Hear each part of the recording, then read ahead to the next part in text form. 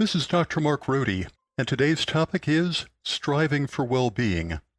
I'd like to tell you a bit about my office to illustrate a point. When I moved into it as a new office, I placed 2 clocks on opposite sides of the room to ensure that no matter where I was sitting, I'd be able to stay on time. A client noticed the 2 clocks, commented that I must like clocks, and gave me a unique timepiece because they thought I might be starting a collection. You can probably tell where this is going. I now have 11 clocks in my office. I'm always trying to find a sense of meaning in the things around me, and it occurred to me that my variety of clocks represents a lot of different ways to solve the same problem. Life is kind of like that. There are usually a number of ways to solve things. Well, there are also many paths to find this thing we'll call well-being. A client provided me with a great example of this when nothing seemed to work to stabilize his moods. He was seeing one of the best psychiatrists in the Southwest and had tried a variety of medications with no benefit at all.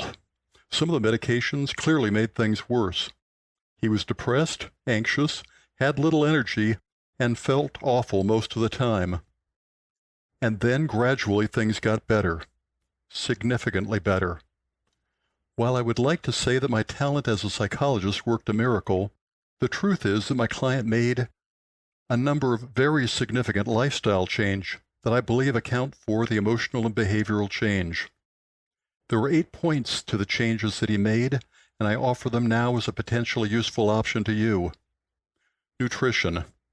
You are what you eat. Be sure to maintain a well-balanced diet with the proper nutrients that your body needs. Organic foods appear to have a nutritional edge. When you eat the right stuff, you will have the building blocks for making the neurotransmitters for your brain to function, the protein to maintain muscles, and all the other stuff to make your body run, or jog, or trot, or sprint. Which brings us to exercise.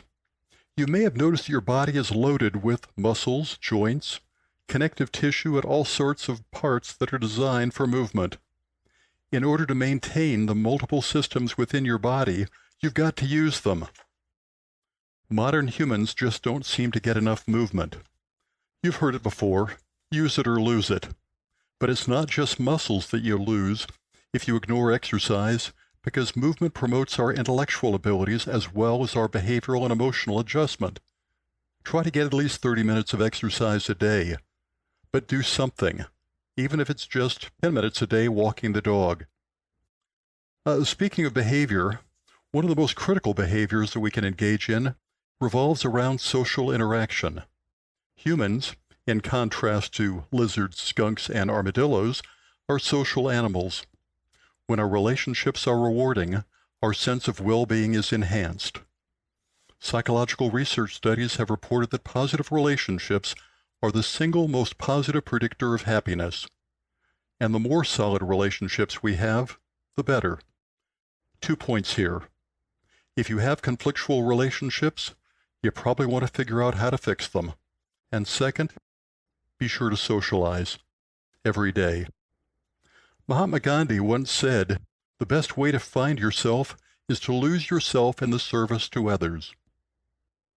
You can probably ask most any sponsor in a 12-step program about their service, and you'll find that their sobriety has been enhanced by sponsorship. The truth is that when we give, we get. And what we get from meaningful service to others is increased self-esteem, enduring friendships, better health, and longer lives.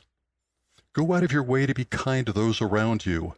Think about doing some volunteer work at the food bank, tutor some kids, or swing a hammer for Habitat for Humanity. The possibilities are endless. Next topic, recreation. Anybody who has ever watched kids or kittens has to be impressed with the joy they experience in playing. Play fosters both cooperation and competition, muscle development, social skills, and an awareness of boundaries. Adults need play too. People of all ages need to experience joy and connections with others, so we can continue to learn and grow. Get creative regarding your recreational options. Think about throwing a frisbee. Join a hockey league. Take a sewing class. Go on a photo safari. Try mountain climbing. or go climb a tree, do something fun. If some of your recreational options just happen to involve nature, you get bonus points. Albert Einstein once said, "Look deep into nature, and you will understand everything better." There is a sense of peace that comes from lying in a mountain meadow, a sense of awe that's inescapable in watching a thunderstorm, and observing the breakers on the beach can be mesmerizing. But we're not just talking about pretty places and philosophy here. There is solid evidence that spending time in nature has real benefits. What, you ask? Healing after surgery is more rapid when there is access to nature. Our thinking is sharper. We are more creative. We experience less inflammation, have an improved immune system, and even better vision. There's even some preliminary research coming out of Japan that suggests that experiences in forests foster the production of a type of protein that has anti-cancer properties. Wow!